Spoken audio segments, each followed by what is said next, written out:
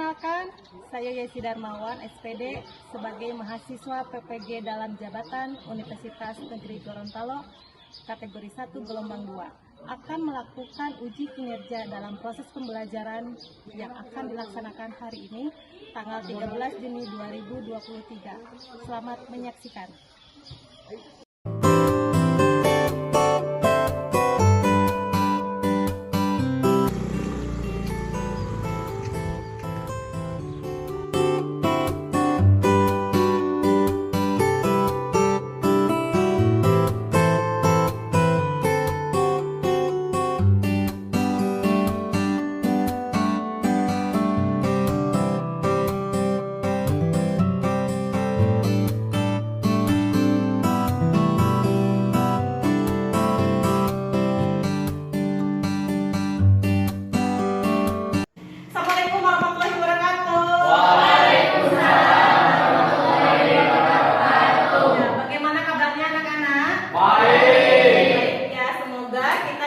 Keberkahan, kesehatan oleh Allah Subhanahu wa taala ya. Amin. Nah, untuk pendahuluan, ketika Ibu bilang hello, nanti kalian ucapkan hai.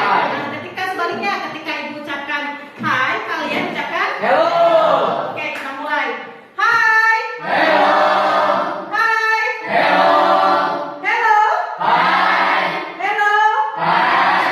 Bagus, tepuk tangan buat kalian.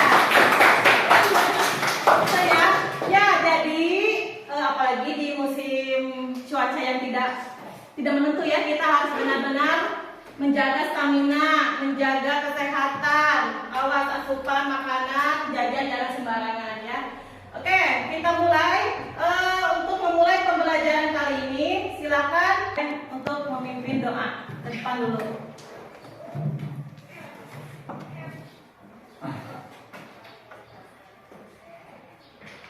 Sebelum kita mulai pelajaran, langkah lagi kita terlebih dahulu berdoa mulai. Doa selesai. Ya, terima kasih ketua kelas yang sudah memimpin doanya ya. Sekretaris hari ini siapa yang ke sekolah Zahra? Agit ya, Agit siapa? Agit. Terus siapa lagi? Imas kenapa? Ya. Ya, semoga yang sakit diberikan kesehatan ya. Ya. Oke, anak-anak kita mulai.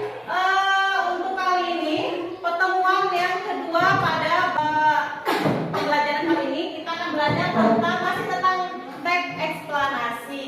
Nah, masih ingat teks eksplanasi? Minggu yang lalu kita membahas tentang teks eksplanasi kan? Nah, jadi untuk kompetensi dasar pertemuan kali ini yaitu menganalisis struktur dan kebahasaan teks eksplanasi. Karena minggu yang lalu kita juga masih tetap membahas tentang teks eksplanasi. Ada yang masih ingat? Kita membahas tentang apa? Mengidentifikasi informasi dalam teks eksplanasi. Mengidentifikasi informasi dalam teks eksplanasi. Betul. Informasi apa saja yang harus diolah untuk mengidentifikasi sebuah teks eksplanasi? Membaca teks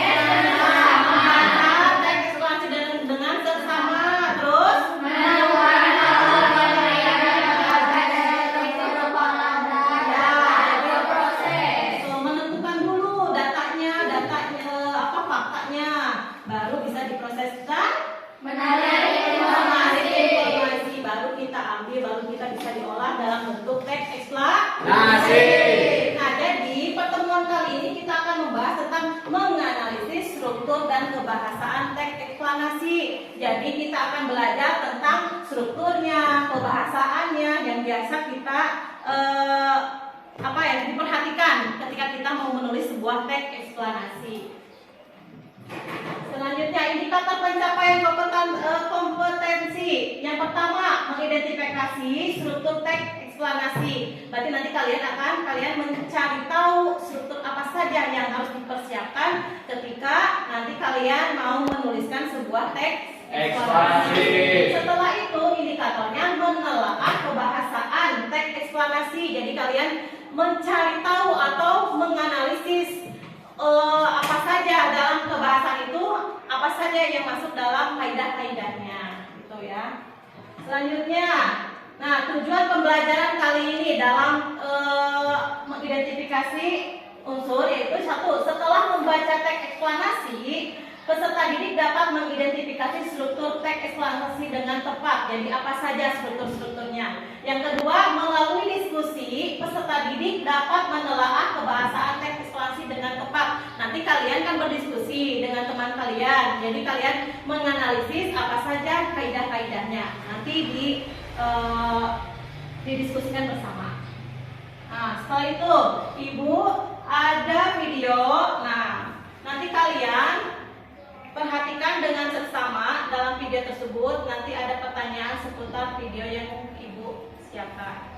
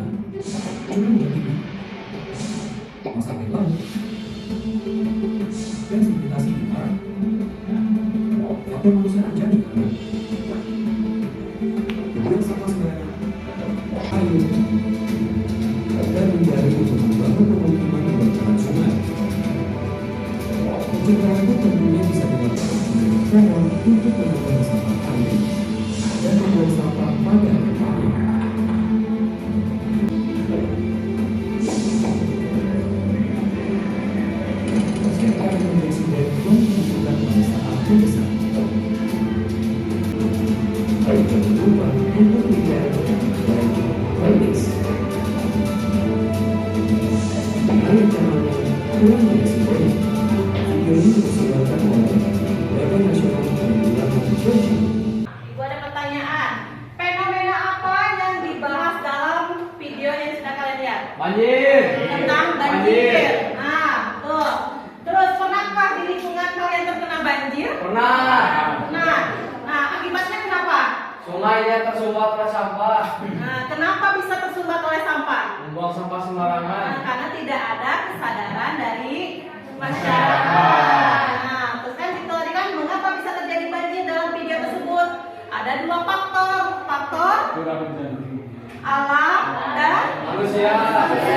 Yang tadi faktor manusia, yang tadi Amal katakan tidak ada kesadaran dari masyarakat. Buang sampah sembarangan, terus menebang pohon, nah gitu kan? Nah terus pembangunan di mana saja itu kan mengakibatkan banjir juga. Nah dari faktor alam, kenapa?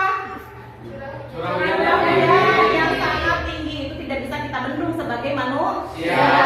Nah gitu. Terus apakah yang bisa kita lakukan untuk pencegahan banjir dalam video itu apa tadi? Menanam pohon. Terus jangan buang sampah pada tempatnya. Gitu ya. Jadi kita setelah melihat video ini kita juga aplikasikan ke dalam kehidupan sehari-hari. Oh iya, di video juga ketika kita buang sampah sembarangan akan terjadi banjir. Jadi kita harus bisa mengendalikan diri, jangan buang sampah sembarangan. Ngerti ya? Ya. Lanjut. Nah, kita lanjut ke fenomena. Kan kita minggu yang lalu kita membahas sebuah fenomena. Apa itu fenomena? Menceritakan teks yang menceritakan kejadian disebab akibat seperti itu kan.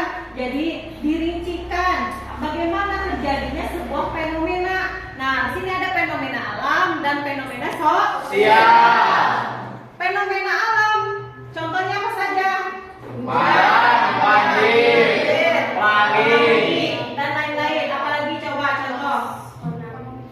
Tsunami, longsor, apalagi gunung meletus dan masih banyak fenomena yang biasa kita alami atau kita lihat. Terus selanjutnya sosial. Nah, ada aksi solidaritas, bullying. Di sini pernah ada yang terkena bully-bullyan? Pernah.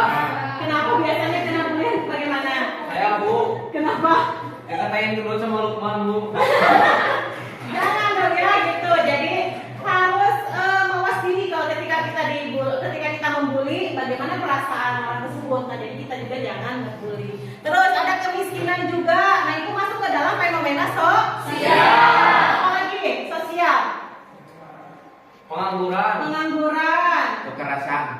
kekerasan itu masuk ke sosial tidak?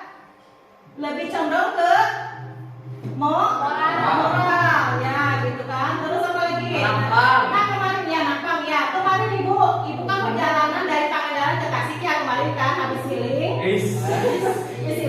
Nah di sepanjang perjalanan itu banyak sekali anak-anak kecil, ya bocah cilik yang menepi di pinggir jalan untuk menunggu sebuah bis yang lewat. Jadi si bisnya itu membunyikan klakson yang bernada. Jadi anak-anak yang banyak sekali merekam si bis tersebut terus bilang, om telolet. Hampir semua dari ibu pas mau pulang dari Pangandaran ke Tasik sampai ke Tasik pun masih ada anak-anak kecil yang menunggu bis untuk si bis itu menyalakan klakson yang bukan biasa klakson kan biasa net kan. Nah ini mah tidak, jadi berbunyi bernada yang iramanya enak didengar. Jadi anak-anak senang melihat bunyi klakson yang bernada seperti itu ya. Terus selanjutnya, nah dari gambar yang kita juga sudah tidak asing lagi kan, dari Gunung Meletus seperti ini loh penampakannya gitu. Meskipun kita tidak pernah melihat aslinya, tapi pernah lah di televisi, di YouTube, di sosial media seperti itu. Nah kemiskinan juga kan kita lihat juga dari gambar saja kita sudah lihat. Oh iya, berarti itu contoh dari kemiskinan. Apalagi anak-anak yang di pinggir jalan yang rambutnya ke atasin, tinggi di mana bertato, itu biasanya kita sebut dengan anak apa. Nah seperti itu kan, itu juga bisa dikategorikan dalam fenomena sosial.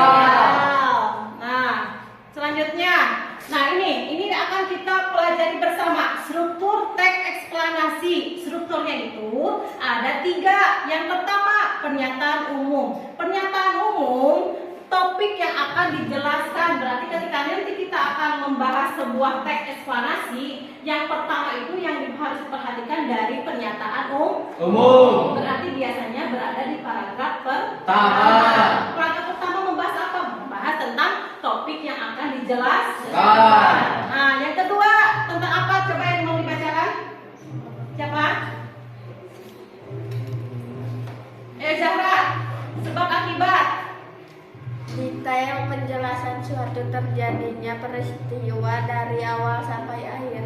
Ya, terima kasih Zahra sudah membacakan. Nah, struktur yang teks ekspresi yang kedua adalah sebab akibat. Berarti menjelaskan penjelasan bagaimana suatu fenomena itu terjadi. Pastikan sesuatu itu pasti ada sebab akibatnya. Coba struktur yang ketiga, siapa yang membacakan? Akmal? Ya, Akmal bacakan. Interpretasi, kesimpulan dari topik yang dibahas. Ya, terima kasih Akmal. Jadi struktur yang ketiga adalah interpretasi, di mana interpretasi itu kesimpulan dari topik yang dibahas. Selanjutnya, setelah struktur teks eksplanasi, kaidah kebahasaan. Kaidah kebahasaan berarti bahasa yang sering digunakan dalam teks eksplanasi. Yang pertama, siapa yang bacakan? Dina, bacakan. Yang pertama, Pembahasan topik jauh lebih fokus pada hal bersifat umum dan generik, bukan partisipan manusia. Contoh gempa bumi, gunung meletus, banjir, tsunami. ya itu pembahasannya jadi tidak jauh dari fenomena-fenomena yang bersifat umum, yang generik, yang bukan partisipan manusia. Contohnya yang tadi kan gempa bumi, gunung meletus, banjir, tsunami, pelangi juga bisa. Terus yang kedua menggunakan istilah-istilah ilmiah. Berarti istilah-istilah yang biasa sudah dilakukan penelitian atau di bersifat ilmiah. Nah seperti itu. Terus penggunaan kalimat pasif. Nah kalimat pasif itu biasanya menggunakan, ya itu pembahasannya jadi tidak jauh dari fenomena-fenomena yang bersifat umum, yang generik, yang bukan partisipan manusia. Contohnya yang tadi kan gempa bumi, gunung meletus, banjir, tsunami, pelangi juga bisa. Terus yang kedua menggunakan istilah-istilah ilmiah. Berarti istilah-istilah yang biasa ilmiah. Nah seperti itu. Terus penggunaan kalimat pasif. Nah kalimat pasif itu biasanya menggunakan awalan di, ter, an. Nah misalnya ada kata dasar ditambah awalan di. Misalnya ditarik kan awalannya di, jadi ditarik, jadi tidak ada kata imbuhan. Terus selanjutnya penggunaan verba material atau kata kerja. Biasa kalau kata kerja berarti sedang melakukan proses pekerjaan atau melakukan kegiatan. Biasa contohnya apa? Kata apa? Mencuci, menulis, menyapu, Ngepel. menutup, mencubit, apalagi? Mengajar. Banyak yang kita oleh kata-kata. Terus, terakhir penggunaan konjungsi kausal atau waktu. Nah, dalam sebuah kebahasaan teks eksplanasi menggunakan kata konjungsinya itu kata konjungsi kausal atau waktu. Contohnya apa saja? Sebelum, pertama, kemudian, jika, sehingga. Seperti itu. Jadi apa yang disebutkan kata konjungsi secara umum? Kata Sambung. Nah, kata berkaitan dengan konjungsi kausal atau waktu. Itu ya. Mengerti tidak sampai sini? Iya, paham ya. Selanjutnya, di sini ada tugas kelompok. Nah, nanti kelompok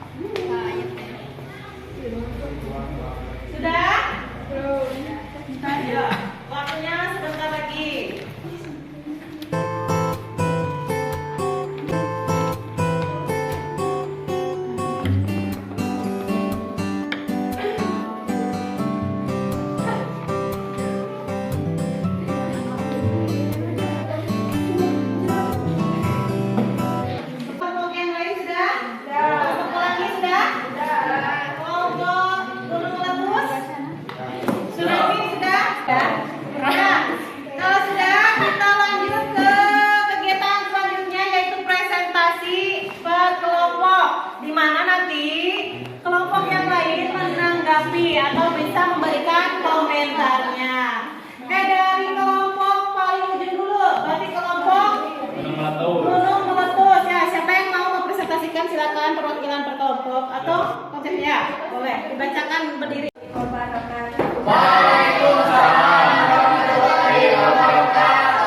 Berdasarkan diskusi dari kelompok kami, Gunung Meletus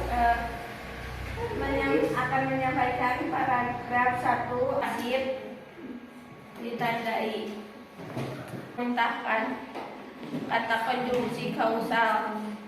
Sementara itu kemudian apakah ada pertanyaan atau memberikan tanggapan? Ada, saya. Ya. Izin bertanya, mengapa gunung meletus Disebabkan oleh manusia.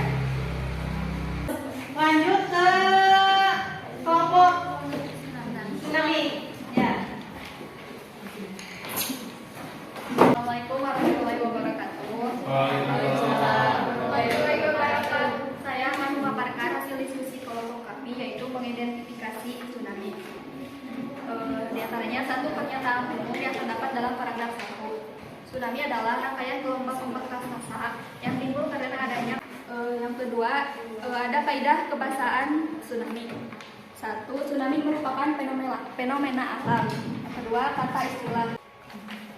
Apakah ada pertanyaan? Ada pertanyaan untuk tsunami?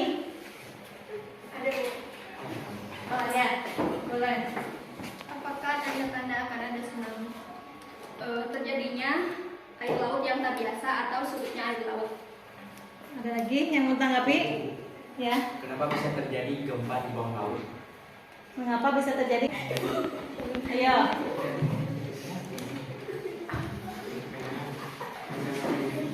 Karena ada lempengan bumi. Karena ada lempengan. Lanjut ke pelangi ya. Ya, pelangi. Ayo pelangi. Assalamualaikum warahmatullahi wabarakatuh. Saya akan memaparkan identifikasi struktur dan kaidah kebahasaan fenomena pelangi berdasarkan hasil presentasi kelompok kami. Ya.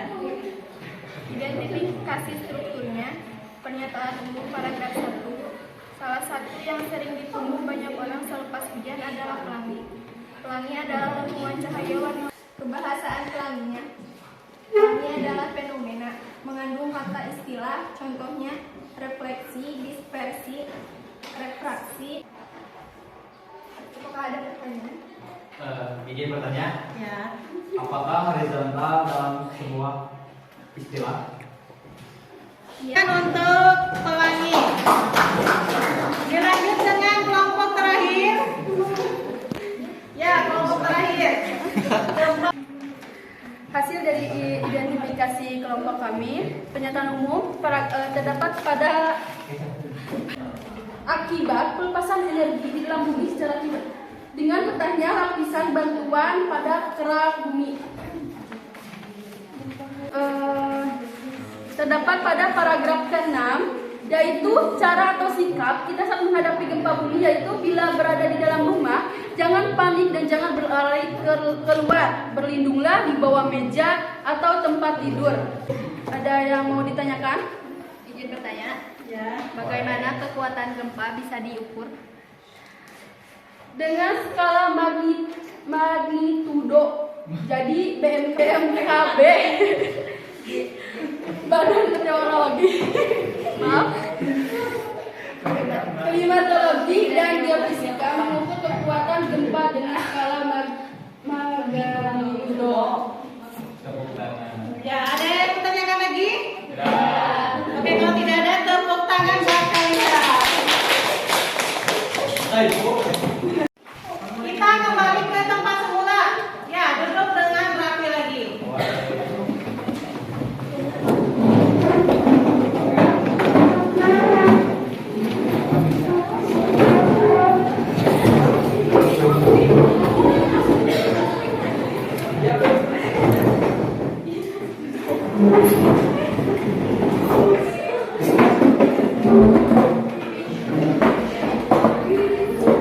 Nah, itu ya. Jadi bagaimana